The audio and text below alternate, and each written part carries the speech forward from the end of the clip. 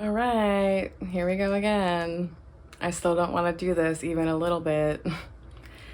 And apparently more than 5 people heard me last time, which I'm freaking out about in the best possible way. So hi, welcome back to episode 2 of Dumpster Fires Anonymous. Just to quickly recap why I'm out here making a fool of myself on the internet. I accidentally cured my anxiety, and I think you can too.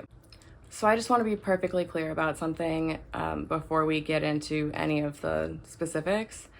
None of this would be possible if I was out here raw dogging life unmedicated. The tips I'm going to share won't do much if your chemical foundation is shaky. For me, it meant finding the right medication, which was Wellbutrin, to get stable enough to even start this journey.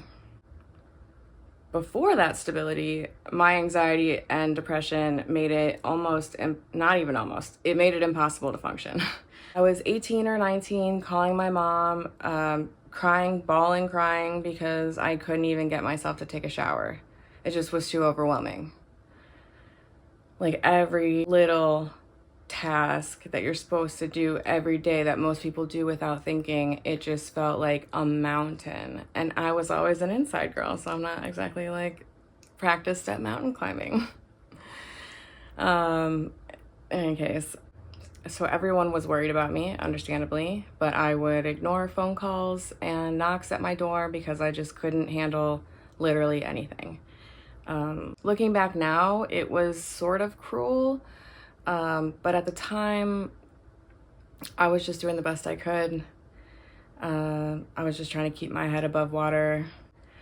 So it wasn't a huge surprise to anyone when I ended up on the psych floor of our area hospital.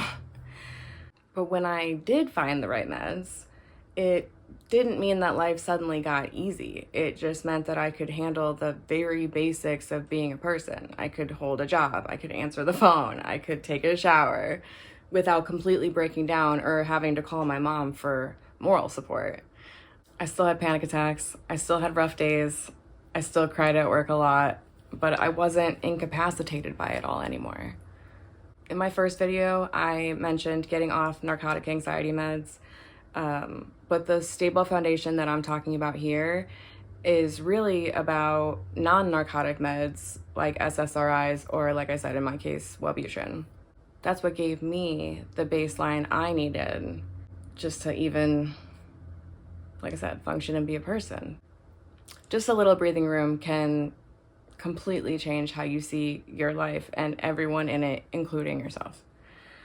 So the big takeaway in all of this, if you're not medically stable, if you're struggling just to be a person in this particularly rough day and age, it's just not fair or realistic to expect yourself to just implement these tips without addressing the crisis first.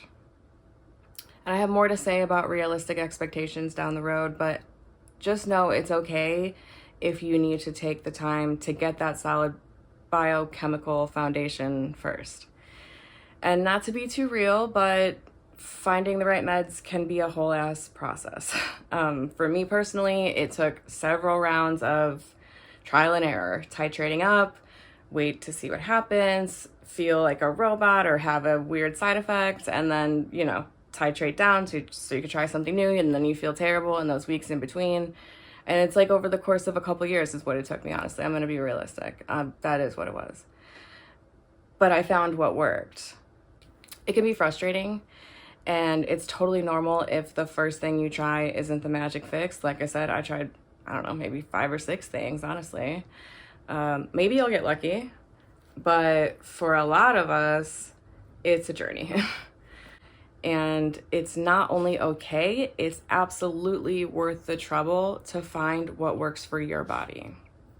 Now, if you don't feel like you have the kind of stability that I'm describing, and you don't already have a provider that you can reach out to, and if you live in the US, Canada, the UK, or Ireland, you can text the word HOME, HOME, to 741-741, and that will connect you to the crisis text line where you'll be matched with a trained crisis counselor, that's hard to say, to talk you through whatever you're going through and help you figure out what your next steps should be. It's free, it's confidential, it's available 24/7. It's really nice that this resource even exists, because when I was trying to figure out like what I should suggest in this, part of the video, I just kept thinking back to like what would I have needed, and what I would have needed was one immediate action item, and not like search that, like that, even that's too much, like text home to 741-741. I could have handled that. I think I could have. So I'm just so glad that that exists in this world today. And one last note, if you are at the level of crisis where you think you might need more intensive support, like a hospital stay, just know that there's absolutely value in that, and there's no shame in it. For me, hitting that point really showed me that I needed to take my well-being seriously. I realized I only have this one life, and it was worth doing whatever it took to get the help I needed to thrive. And I know that sounds dramatic, but sometimes it takes drama to get the point across, especially to a 19-year-old girl. Sometimes that kind of support is exactly what helps you turn the corner, and there's no shame in it at all. Thank you for taking the time to listen to me. I am actually looking forward to sharing more of my dumpster fire with the ether, and I am so beyond grateful for all the support that I've gotten this week, like already, just in the last 3 days. Seriously, thank you so much. It is so encouraging, because Lord knows I don't even want to do the second video. I don't want to do the third video. So it's just really,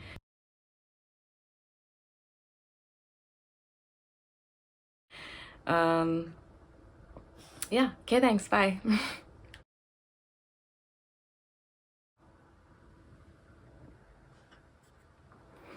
um, um, um, um, um, uh,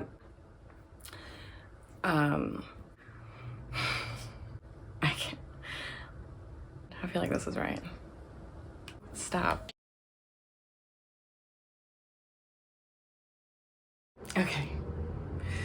Woo. All right. Let's do it.